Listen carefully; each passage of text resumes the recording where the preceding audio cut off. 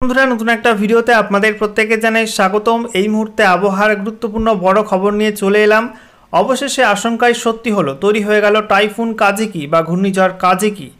এবং গতকালই কিন্তু আপনাদেরকে আপডেট দিয়েছিলাম যে দক্ষিণ চীন সাগরে বা সাউথ চায়না সিতে একটা সিস্টেম তৈরি হয়েছে বড়সড়। সেই সিস্টেমটা শক্তি বাড়িয়ে ঘূর্ণিঝড় বা টাইফুন হতে পারে। আপনারা জানেন যে দক্ষিণ চীন সাগরে কোনো ঘূর্ণিঝড় তৈরি হলে তার নাম কিন্তু টাইফুন হয় এবং সেই টাইফুনের বিভিন্ন রকম নামকরণ করা হয়। এবারে যে ঘূর্ণিঝড় তৈরি হয়েছে তার নাম হয়েছে টাইফুন কাজিকি। তো বন্ধুরা, এই টাইফুন কাজিকি বা ঘূর্ণিঝড় কাজিকির নামকরণ করেছে কোন দেশ? আপনাদের জানা থাকলে অবশ্যই কিন্তু কমেন্টে উত্তরটা লিখে দেবেন, আর আপনাদের জানা না থাকলে অবশ্যই একটু ওয়েট করে যাবেন। আমি পরবর্তী ভিডিওতে সেই তথ্য আপনাদের সঙ্গে শেয়ার করে দেবো। তো বন্ধুরা, ইতিমধ্যে একাধিক আন্তর্জাতিক আবহাওয়া সংস্থা যে তথ্যটা দিচ্ছে তাতে এটা কিন্তু একটা ভয়ঙ্কর ঘূর্ণিঝড় রূপেই আছড়ে পড়তে চলেছে, কারণ এর গতিপথ এবং গতিবেগে একাধিক পরিবর্তন লক্ষ্য করা গেছে। ইতিমধ্যে যে গুরুত্বপূর্ণ আপডেটটা উঠে আসছে যে ঘন্টায় 220 কিলোমিটার বেশি গতিবেগ নিয়ে কিন্তু আছড়ে পড়তে পারে এই টাইফুন কাজিকি বা ঘূর্ণিঝড় কাজিকি। এবং এর যে গতিপথ সেটা কিন্তু ইঙ্গিত করছে যে আগামী সময়ে এটা আস্তে আস্তে কিন্তু দক্ষিণ পূর্ব এশিয়ার একাধিক দেশ অতিক্রম করে বঙ্গোপসাগরের কাছে আসতে পারে এবং বঙ্গোপসাগরে আসলে আবারও কিন্তু সেখানে নতুন করে একটা সিস্টেম তৈরি হতে পারে। বঙ্গোপসাগরের উত্তর পূর্বাংশে সংলগ্ন বাংলাদেশ এবং পশ্চিমবঙ্গ উপকূলের কাছে কিন্তু আবারও দুর্যোগ বাড়তে পারে এই ঘূর্ণিঝড় কাজিকির প্রভাবে। তো আজকের ভিডিওতে আমরা বিস্তারিত আপডেট আপনাদের সঙ্গে আলোচনা করব যে এই মুহূর্তে লেটেস্ট স্যাটেলাইট ইমেজ কি আপডেট দিচ্ছে, কোন জায়গায় অবস্থান করছে ঘূর্ণিঝড় কাজিকি, একই সঙ্গে এর সম্ভাব্য গতিপথে কী কী পরিবর্তন আসলো, গতিবেগে কী কী পরিবর্তন, কোন কোন অঞ্চলে কেমন কি ঝড় বৃষ্টি হবে, সমস্ত কিছু আপনাদেরকে জানানো হবে আজকের এই ভিডিওটির মাধ্যমে। তো ভিডিওটি ভালো লাগলে এবং ইনফরমেটিভ বলে মনে হলে অবশ্যই আপনারা ভিডিওটি একটি করে লাইক করে দেবেন, অবশ্যই ভিডিওটি একটু শেয়ার করবেন। সেই সঙ্গে নতুন দর্শক হয়ে থাকলে লেটেস্ট ভিডিওর আপডেট সর্বপ্রথমে পাওয়ার জন্য চ্যানেলটিকে সাবস্ক্রাইব করে নিয়ে পাশে থাকা বেল আইকনে ক্লিক করে অল নোটিফিকেশন অপশানটিকে অন করে রাখবেন। লেটেস্ট আপডেট আপনারা সবার প্রথমে পেয়ে যাবেন। সেই সঙ্গে আমাদের ভিডিওটি আপনি এই মুহূর্তে কোন জেলা থেকে দেখছেন অবশ্যই কিন্তু আপনাদের জেলার নামটি কমেন্টে জানাবেন, তাহলে আপনাদের জেলার আবহাওয়ার খবর আপনারা সঠিক সময় সবার আগে জানতে পারবেন। তো বন্ধুরা, প্রথমে আমরা দেখে নেব আজকে এই মুহূর্তের লেটেস্ট নতুন উপগ্রহ চিত্র কি আপডেট দিচ্ছে। দেখতে পাচ্ছেন বন্ধুরা, এই মুহূর্তে আরব সাগর পরিষ্কার থাকলেও বঙ্গোপসাগরে মৌসুমি বায়ু আর নিম্নচাপের জেরে মেঘাচ্ছন্ন আকাশ, ভারী মেঘ রয়েছে উত্তর বঙ্গোপসাগর, একই সঙ্গে উত্তর পশ্চিম বঙ্গোপসাগর জুড়ে প্রচণ্ড ভারী মেঘ এবং তার জেরে কিন্তু আমাদের দক্ষিণবঙ্গে এবং পার্শ্ববর্তী ওড়িশা ঝাড়খণ্ডে প্রচণ্ড ভারী মেঘ এবং বিভিন্ন জেলায় কিন্তু বিক্ষিপ্ত বৃষ্টিপাত চলছে, ঝোড়ো হাওয়া রয়েছে বেশ কয়েকটা অঞ্চলে। অন্যদিকে আমরা দেখতে পাচ্ছি বাংলাদেশেও কিন্তু বেশ কিছু অঞ্চলে আংশিক মেঘলা আকাশ, আর উত্তর পূর্ব ভারতে আমরা দেখতে পাচ্ছি সেখানে কিন্তু বজ্রমেঘ তৈরি হয়ে বিভিন্ন অংশে আসামের মধ্যে এবং সেই সঙ্গে বাকি উত্তর পূর্ব ভারতের রাজ্যগুলো কিন্তু বৃষ্টিপাত দিচ্ছে। অন্যদিকে আমরা দেখতে পাচ্ছি যে দক্ষিণ চীন সাগর বা সাউথ চায়না সিতে কিন্তু একটা হিউজ সিস্টেম তৈরি হয়েছে।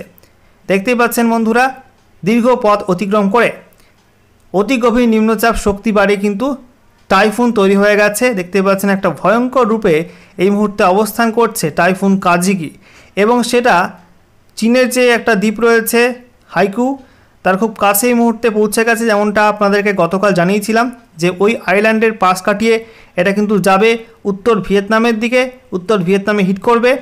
তো সেখানে আঘাত আনার পর আস্তে আস্তে সেটা কিন্তু কিছুটা শক্তি ক্ষয় করে নিম্নচাপ আকারে সেটা দক্ষিণ পূর্ব এশিয়ার একাধিক দেশ অতিক্রম করে মায়ানমার হয়ে কিন্তু বঙ্গোপসাগরের মধ্যে ঢুকতে পারে। বঙ্গোপসাগরে ঢুকলে আবার কিন্তু নিম্নচাপ হবে এবং শক্তি বাড়িয়ে দুর্যোগ বাড়াতে পারে পশ্চিমবঙ্গের মধ্যে। এই মুহূর্তে আপনারা দেখতে পাচ্ছেন যে এর যে পরিধি সেটা কিন্তু অনেকটাই বড়।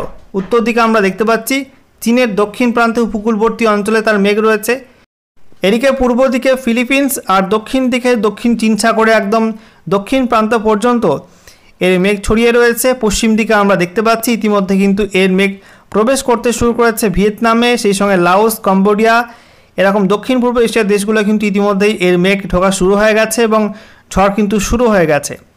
একটু প্লে করে আপনাদেরকে দেখাবো কিভাবে এগোচ্ছে এই অতি গভীর নিম্নচাপ থেকে তৈরি হওয়া টাইফুন বা ঘূর্ণিঝড়টা। দেখতেই পাচ্ছেন একটা কুণ্ডলী আকারে কিন্তু এটা এগোচ্ছে, পশ্চিম উত্তর পশ্চিম দিকে কিন্তু এগোচ্ছে এই সিস্টেমটা, এবং শীঘ্রই কিন্তু এটা আঘাত হানবে উত্তর ভিয়েতনাম উপকূলের কাছে। এই অঞ্চলে কিন্তু আঘাত হানতে পারে।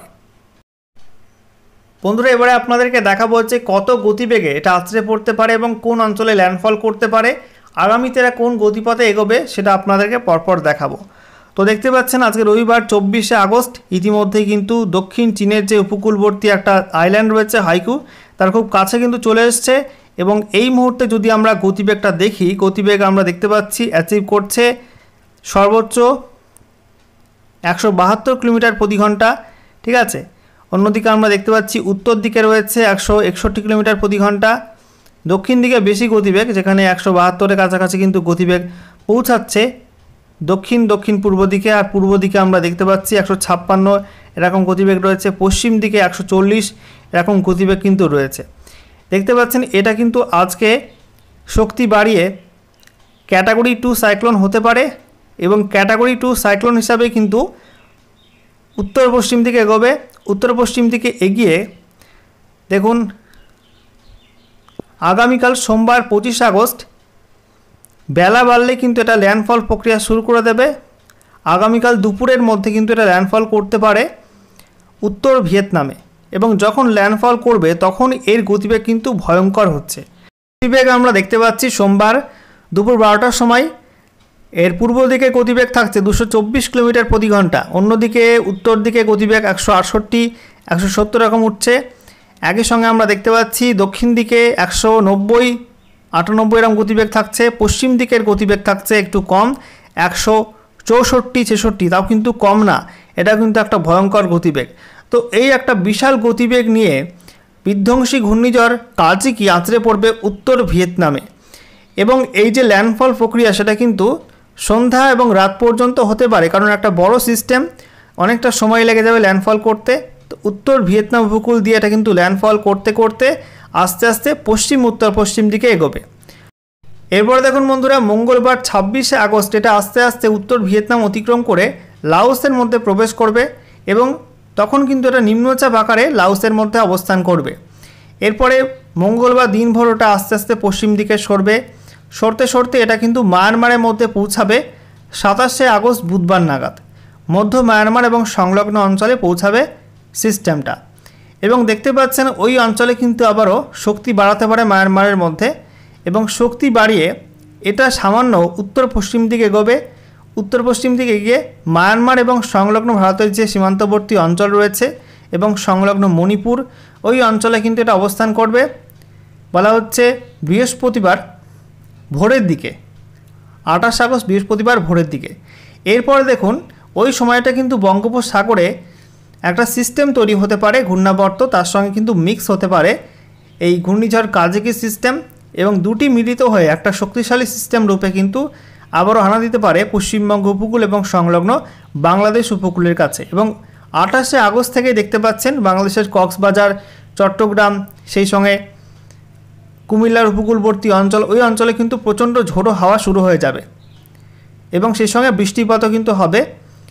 এবং দেখতে পাচ্ছেন আস্তে আস্তে সিস্টেমটা দক্ষিণ বাংলাদেশ এবং তারপরে পশ্চিমবঙ্গ হয়ে উত্তর পশ্চিম দিকে সরবে, এবং পরবর্তী পর্যায়ে কিন্তু ঝাড়খণ্ড এবং সংলগ্ন অঞ্চলের দিকে এটা যেতে পারে।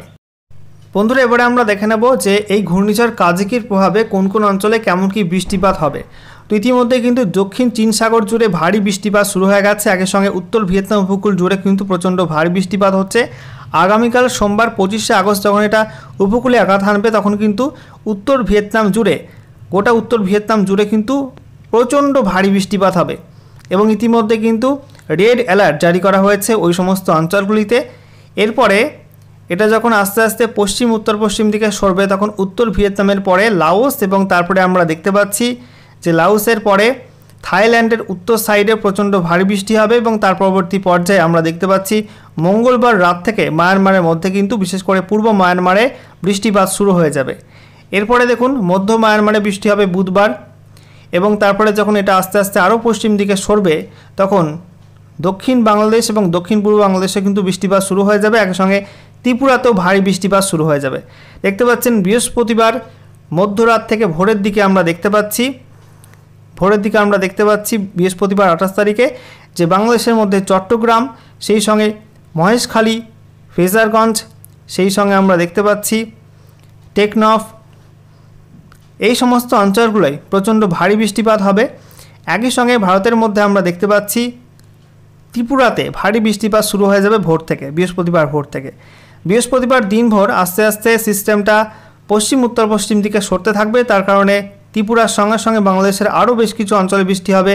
কুমিল্লা, সেই সঙ্গে আমরা দেখতে পাচ্ছি ঢাকা, খুলনা, বরিশালে কিন্তু ভারী বৃষ্টিপাত থাকবে এবং উত্তর বঙ্গোপসাগর জুড়ে, একই সঙ্গে উত্তর পূর্ব বঙ্গোপসাগর জুড়ে প্রচণ্ড উত্তাল হবে সমুদ্র, প্রচণ্ড ভারী বৃষ্টিও কিন্তু হবে। এরপরে বৃহস্পতিবার 28শে আগস্ট আমরা দেখতে পাচ্ছি পশ্চিমবঙ্গের দক্ষিণের জেলাগুলোয় কিন্তু বৃষ্টিপাত শুরু হয়ে যাবে। নদিয়া, মুর্শিদাবাদ, পূর্ব বর্ধমান, বীরভূম, সেই সঙ্গে উত্তর এবং দক্ষিণ 24 পরগনা, এই সব জেলাগুলোই ভারী বৃষ্টিপাত শুরু হয়ে যাবে। একই সঙ্গে আমরা দেখতে পাচ্ছি ঝোড়ো হাওয়া থাকবে এবং বিকালের দিকে কলকাতা, হাওড়া, হুগলি এবং পূর্ব মেদিনীপুর, পশ্চিম মেদিনীপুর, বাঁকুড়া, সেই সঙ্গে ঝাড়গ্রাম, পুরুলিয়া, পশ্চিম বর্ধমান, ওই সব জেলাতে কিন্তু বৃষ্টি নামতে পারে এবং সেই সঙ্গে ঝোড়ো হাওয়া থাকবে। এরপরে দেখুন বন্ধুরা, শুক্রবারও কিন্তু বৃষ্টিপাত থাকবে মূলত উপকূলবর্তী জেলায়, পূর্ব মেদিনীপুর, সেই সঙ্গে পশ্চিম মেদিনীপুর এবং দক্ষিণ 24 পরগনায় ভোরের দিকে বৃষ্টিপাত থাকবে এবং বেলা বাড়ার সঙ্গে সঙ্গে আমরা দেখতে পাচ্ছি কলকাতা, দক্ষিণ 24 পরগনা, নদিয়া, সেই সঙ্গে পূর্ব বর্ধমান, পশ্চিম বর্ধমান, উত্তর 24 পরগনা, মুর্শিদাবাদে কিন্তু বৃষ্টিপাত থাকবে। এরপরে দ্রুত কিন্তু সিস্টেমটা উত্তর পশ্চিম দিকে সরবে, তার কারণে পরবর্তী পর্যায়ে বৃষ্টি কিন্তু হবে ঝাড়খণ্ডের মধ্যে, উত্তর ওড়িশা এবং ছত্তিশগড়ের মধ্যে কিন্তু ভারী বৃষ্টিপাত থাকবে। যেহেতু একটা বড় সিস্টেম এবং গতিবেগ নিয়ে আসবে, তার কারণে কিন্তু দ্রুত এটা পশ্চিম উত্তর পশ্চিম দিকে সরবে এবং মধ্য ভারতের দিকে পৌঁছাতে পারে। তবে 30 তারিখ শনিবারও কিন্তু বৃষ্টিপাত থাকবে দক্ষিণবঙ্গে, মূলত বিক্ষিপ্ত হালকা মাঝারি বৃষ্টিপাত থাকবে গোটা দক্ষিণবঙ্গ জুড়ে।